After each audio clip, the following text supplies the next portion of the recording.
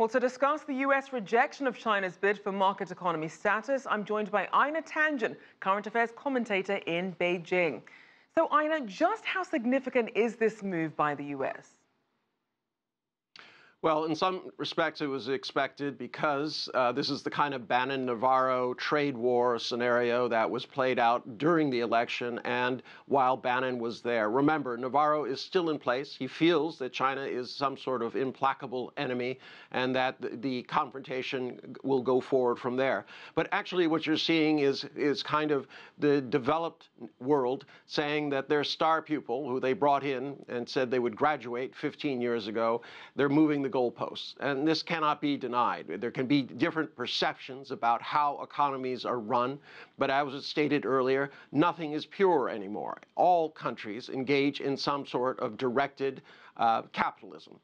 So then if the rules keep changing and, as you mentioned, the goalposts keep moving, what do you think then it will take then for China to be granted this economy status? Well, it's not clear that the West is ever going to grant this economy status. And what it does is it brings into sharp relief the idea that there will be a schism and that China will, as the largest trading partner for the majority of nations in the world, just continue its efforts with Belt and Road, with the AIIB, with other instruments which will allow it to set itself up as a proponent of global trade. So then when you have this situation, what's the best case scenario then from the Chinese perspective? Well, at this point, it's just trying to thread the needle here with two entities which seem very intent on trying to put, quote, China in its place. I mean, this issue for China, it's very difficult to understand why it has been a star pupil, why it's risen the way it has, and it is now literally saying, well, we can't graduate you because you're doing too well. I mean, a lot of the issues that we're talking about here in terms of how trade has moved, I mean, it seems a little questionable. This idea that China is somehow subsidizing everything that it does and trades with the West is belied by the fact that China's surpluses continue to grow. If they were in fact subsidizing, they would continue to shrink. That would mean they were paying for resources and not recouping value when they did manufacturing. And that does not seem to be the case. So it's a little bit troublesome. It's a kind of a reaction to the changing world environment, a multilateral economy and world and political system versus what was there before with the unilateral with the United States. Now, Einar, we know that countries including Australia and South Africa had already granted market economy status to China even before December's deadline. So why do some countries recognize it while others are so reluctant? Well, quite frankly, there's a sharp dividing line. As I said, you have the two largest economies who are complaining that over the last 15 years, they did not grow as much.